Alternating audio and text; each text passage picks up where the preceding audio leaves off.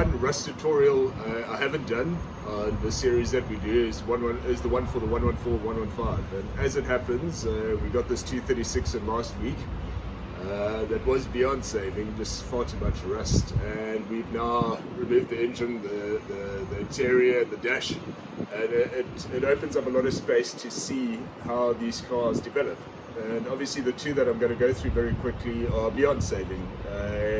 There was no way that you could safely restore them because the structural integrity of the car is just gone. So I'm going to start with the firewall. So bear in mind that obviously when the car isn't stripped, the fuse box is here, the wiring harness goes through there, brake boosters there like it is here. And what happens is that it actually rusts between the firewall and the inner fender here. So if you have a look at this here, it's all gone. There's nothing holding the firewall to the front of the car. This side as well, and it's even harder to see because the booster's in place, but all of this behind here is gone. And if Bella goes around to that side, and I'll actually stick something through and look through the fender there underneath, you can see how it actually goes all the way along there, here, and where the actual subframe, the whole front engine and suspension mounts onto, that all rusts over there, like a 107 as well.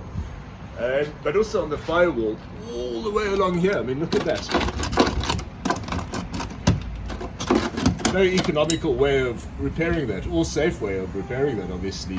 And here you can see on the inside here how this develops. Now, so obviously there's the front subframe mount. Look here where the mounting is actually going, and that all starts corroding away there. And yeah, changing bushes isn't going to help you sort that out.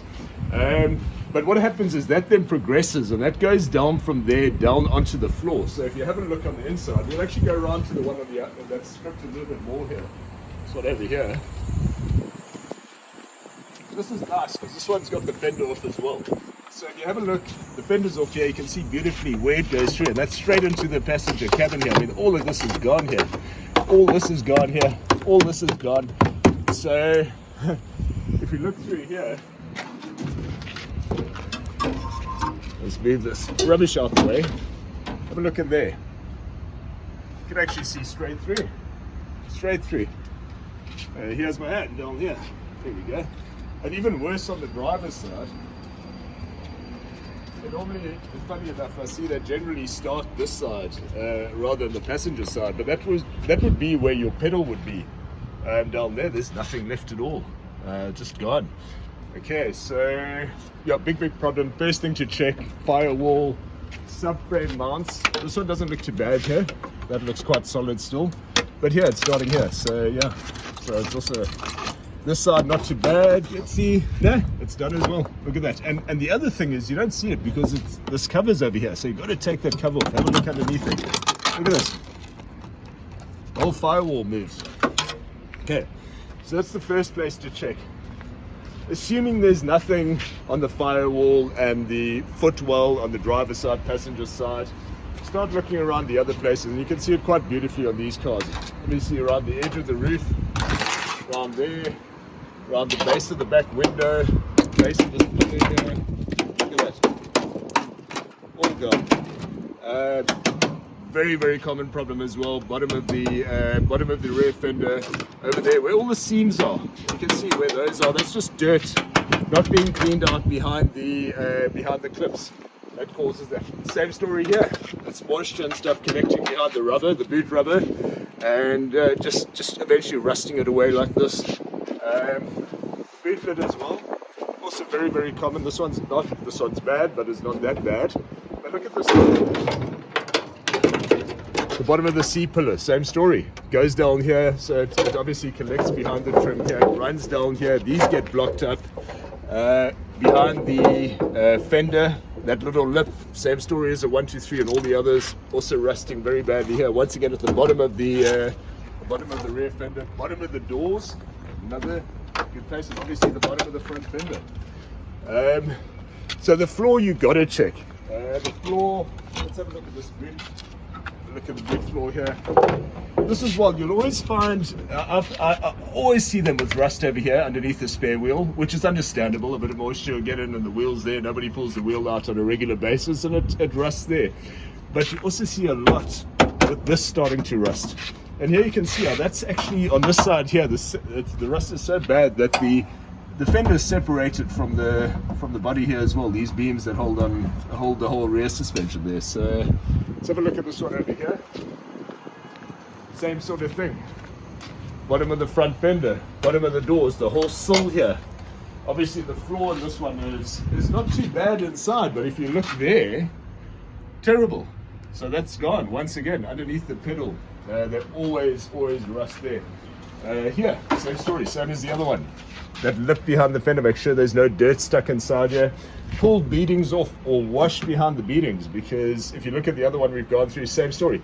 That's why this is rusted as well. There's dirt and stuff trapped behind this trim, this chrome trim. Pull it out, clean it, and that's not going to happen. Same story here. It's leaves and dust and crap stuck in this gutter and not cleaned out that causes that. Let's have a look at the boot here. Well, it might be easier for you to go around the other side. We just do it from there. You can actually see quite nicely here. This boot lid's actually quite far gone, but all the way along it started there once again from just from moisture collecting behind here. Let's have a look down here. Okay, here's same story. This is where very common case with the rust here. Same thing behind the wheel, spare wheel on that side. This boot started over here, but not too bad yet.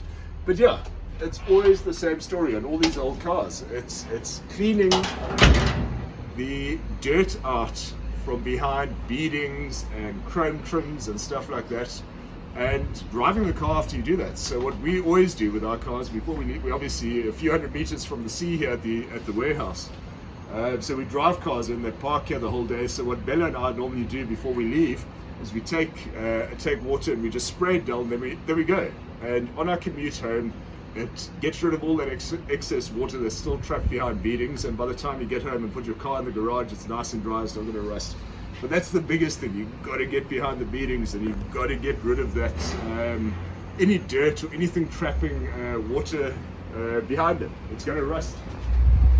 In terms of the front here, it's the same story. It's this sort of rubbish that causes it. So if you have a look here, there's a whole veritable forest over here of twigs and things, and that's what causes it.